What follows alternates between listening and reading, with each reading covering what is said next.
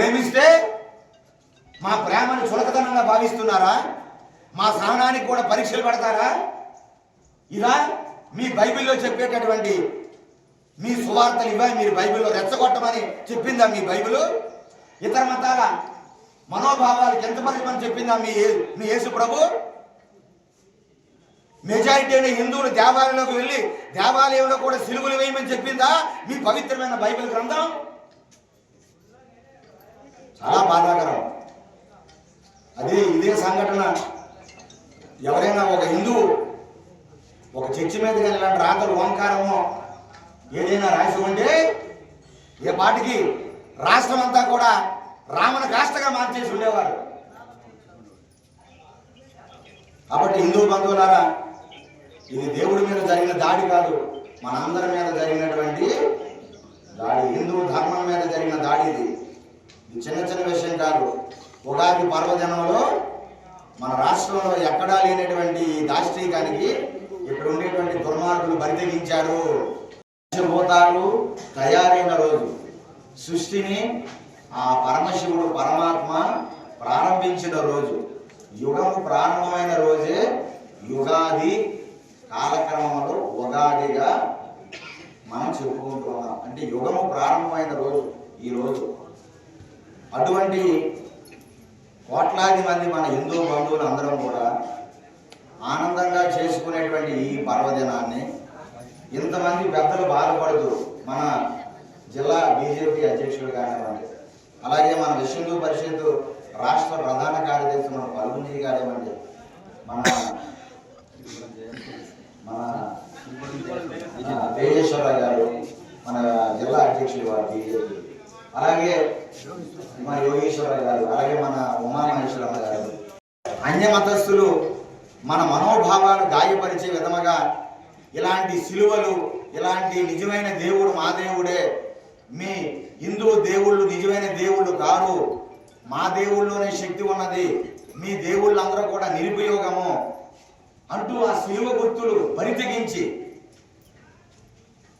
హద్దు అదుపు లేకుండా ప్రశాంతంగా ఉండేటటువంటి హిందువులని రెచ్చగొడుతూ మన సహనానికి, మన మౌనానికి, మన వినయానికి, మన విధేయతకి వారు పరీక్ష పెట్టే విధముగా ఎంతటి దాష్టీకాలు ఆలయాల మీద కూడా వచ్చి బరితెగించి చేస్తూ ఉన్నారు. ప్రత్యక్షంగా మనం చూస్తూ ఉన్నాం. మన దివ్యమైనటువంటి శ్రీముఖలింగ క్షేత్రం కోతవేటిలో మరి మన గ్రామము యలమంచిలి స్వామివారు కామేశ్వర స్వామివారు కోరికలు తీర్చేటటువంటి ఎండ్ల మల్లికార్జున ఎండ్ల కామేశ్వర స్వామివారు ఆలయంలో గుచ్చి కూడా ఎంత దౌర్జన్యానికి వారు తెగబడితే మరి దీనికంటే పరాకాష్ట ఏముంటుంది చెప్పండి? ఇంకా మన ఇంట్లోకి రావాలా? మన పూజా గదిలోకి చొరబడాలా?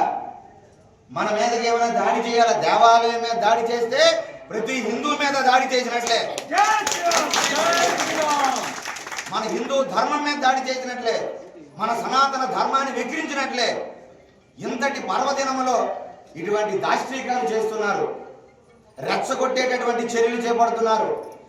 అదే మనం ఎప్పుడైనా ఏ హిందూ మన బంధువైనా వారి పర్వదినాలలో, వారి తాలూకా క్రిస్మస్లో కానివ్వండి, వారి ఈస్టర్ పండుగలో కానివ్వండి, వారి గుడ్ ఫ్రైడే సందర్భంగా వారి క్రైస్తవ పండుగల్లో కానివ్వండి, ఇతర మతాలు పండుగలు చేసేటప్పుడు వారి పండుగలు మనం గౌరవించి వారిని మన ఇంట్లో కూర్చుని పెట్టి మీ పండుగ శుభాకాంక్షలు చెప్పామే తప్ప వారి పండుగల్లో ఎప్పుడు కూడా వారి మనసులు గాయపరిచే ఇలాంటి దౌర్జన్యాలు, ఇలాంటి అకృత్యాలు ఎప్పుడైనా ఏ హిందువైనా చేస్తున్నాడు ఎక్కడైనా?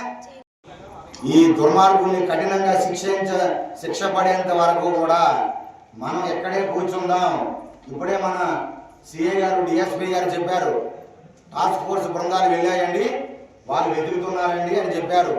గతంలో మన దేవాలయం మీద దాడులు జరిగాయి, రామతీర్థంలో రాముడి శిరస్సు ఖండించేశారు. అలాగే గత ప్రభుత్వంలో కూడా, ఈ ప్రభుత్వం ఆ ప్రభుత్వం అని కాదు, అనేక గత ప్రభుత్వాలలో ఆలయాలు మనం కోల్పోయాము. ఎన్నో దౌర్జన్యాలు దేవాలయం మీద జరిగితే ప్రభుత్వాలు ఏమైనా మనకు నమ్మించాయి? ఎవడో పిచ్చివాడు చేశాడు, ఎవడో మధ్యస్థిమి దూలాని వాడు రాశాడు, తేనె పట్టు తీయడానికి అగ్గితో వాడు ఆ మంట పెడితే అంతర్వేదిలో రథం కాలిపోయింది. అలాగే రామతీర్థంలో పిచ్చివాడు వచ్చి ఆలయాలు తాళాలు పగలగొట్టి రాముడికి శిరస్సు ఖండించాడు ఒక పిచ్చివాడు. విజయవాడ కనకదుర్గమ్మ వెండి సింహాలు మాయం చేశాడు. ఇలాగా మన హిందువుల్ని పిచ్చివాళ్ళుగా, హిందువులు మధ్యస్థిమితులు లేని వాళ్ళుగా ఎవరు పిచ్చోలుగా చేస్తున్నారు? ఎవరిని పిచ్చోలు చేస్తున్నారు? ఏమి పిచ్చోలికి మన హిందూ దేవాలయాలే కనబడుతున్నాయా? రోడ్డు మీద ఎన్నో విగ్రహాలు ఉంటున్నాయి. రోడ్డు మీద రాజకీయ నాయకులు లేకపోతే సంఘ సంస్కర్తలు ఎన్నో విగ్రహాలు ఉంటున్నాయి. వాటి మీదకి ఏ పిచ్చోడు వెళ్ళడంలే, ఏ మధ్యస్థిమితులు వేడు వాడు దాడి చేయడంలే.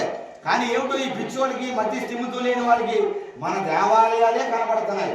అంటే వాడు వెతికి వెతికి వెతికి గుడికొచ్చి రాతలు రాసి పిచ్చి రాతలు రాసి మన ఆలయాల మీద దాడులు చేస్తే వాడికి పిచ్చా? చెప్పండి. నమ్ముతున్న వాళ్ళు మనం పిచ్చివాళ్ళు. కాబట్టి ఇది క్షమించడానికి నేరం.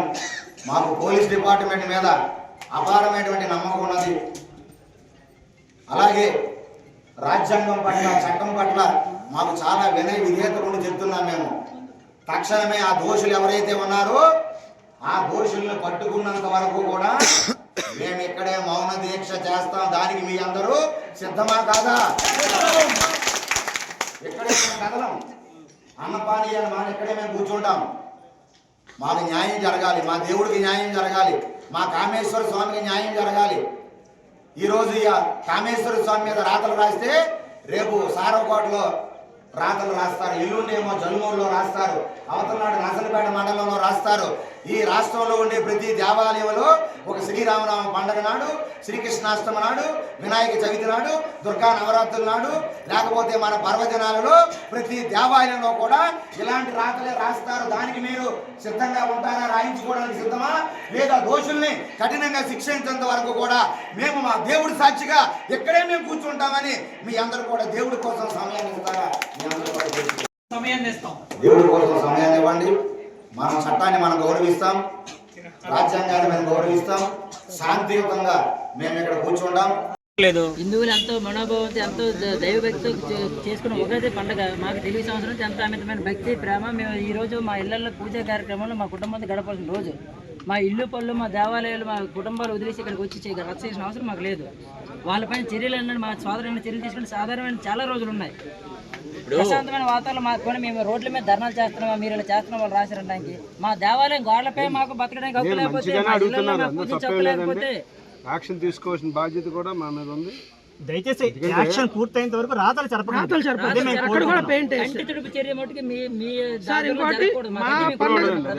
సార్ మా పండుగల రోజు యాంటీగా పండుగలు చేస్తాం మేము. అది చాలా ప్రతి గ్రామంలో జరుగుతుంది, ప్రతి దగ్గర. అది ఎందుకనేది అంటే మేము జాతకంతనంగా తీసుకుంటాం ప్రతి గ్రామంలో.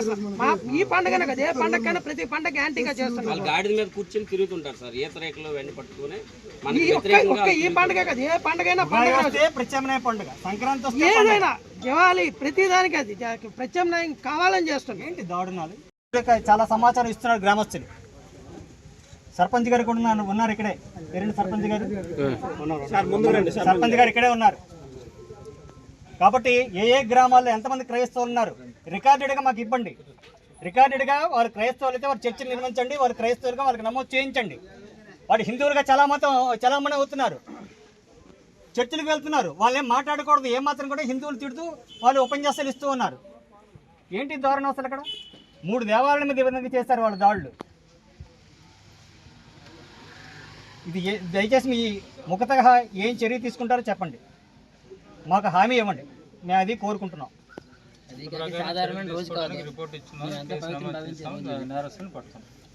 పట్టుకోవడం కాదు సార్, వాళ్ళు శిక్షించాలి. రెండోది ఏంటంటే మెయిన్ ఇవి తరచుగా జరుగుతున్నాయి. ఇది ఒకటి తర్వాత ఒకటి మండలంలో దేవాలయం మీద దాడులు జరిగాయి, దేవాలయం మీద దోపిడీలు జరిగాయి. దేవాలయ దోపిడీలు శ్రీకాకుళం జిల్లాలో కనీసం 200-300 దేవాలయం మీద దోపిడీలు జరిగాయి. ఒక్క కేసు కూడా తేలలేదు. యలమంచిల విలేజ్ లో ఉండే ఫాస్ట్ కూడా అన్లోకల్ సార్ ఆయన. మీరు చర్యలు తీసుకుంటే ఇవి జరగవు సార్. మీరు తీసుకోకపోతే చెప్పండి, మేమే తీసుకుంటాం. అందులో అభ్యంతరం పెట్టలేదు. చర్య ప్రతి చర్య ఉంటుంది. వాళ్ళు దొంగతనంగా రాశారు, మీ పబ్లిక్ హరిరామారి కృష్ణ ప్రతి చర్చలో ఇప్పుడు మా హిందూ సోదరులందరూ ఏమంటున్నారంటే మిగతా చర్చిల మీద కూడా వీళ్ళు రాస్తా ఉంటారు. మేము కాదు, ఆ విధంగా పద్ధతి మంచిది కాదు, మన చట్ట ప్రకారం న్యాయ ప్రకారం వెళ్దామని చెప్తున్నాం. ఆ ధైర్యాన్ని మాకు మీరు ఇవ్వాలి. తలకుంటున్నాయి. ఇది రెచ్చగొట్టే చర్యలు మానుకోవాలని ఎప్పుడు అంటే మహమ్మదీయ క్రైస్తవ దేశాల్లో కూడా హిందువులు హాయిగా ప్రశాంతంగా ఉంటున్నారు. మన హిందూ దేశంలో తప్ప మన యొక్క పొలిటికల్ లీడర్స్ యొక్క ప్రభావం వల్ల పనులు చేసిన వాళ్ళకి చిరునామాలు కనుక్కోలేరు. నేను స్వయంగా మీ దగ్గర వస్తుంటే మా గురించి మొత్తం ప్రమేటర్స్ అడుగుతున్నారు. విషయం మాట్లాడదాం. మేము గత 3 మాసాల క్రితం ఎస్పీ గారికి లిఖితపూర్వకంగా హామీ ఇచ్చింది విశ్వ హిందూ పరిషత్. లిఖితపూర్వకంగా ఫిర్యాదు చేశాం. శ్రీకాకుళం జిల్లాలో అత్యంత దారుణంగా క్రైస్తవ యొక్క కార్యకలాపాలు పెరుగుతున్నాయి. హిందువుల మీద దాడులు చేస్తున్నారు, ఇబ్బందులు పెడుతున్నారు, ఆందోళనకు గురి చేస్తున్నారు, అక్రమంగా చర్చలు కడుతున్నారు, అనేక ఇబ్బందులు పెడుతున్నారు అని చెప్పి మేము రిపోర్ట్ చేయడం జరిగింది. ఇంతవరకు కూడా కాగితం కాలినట్టుగా మాకేమాత్రం కూడా ఆనవాళ్ళు లేదు.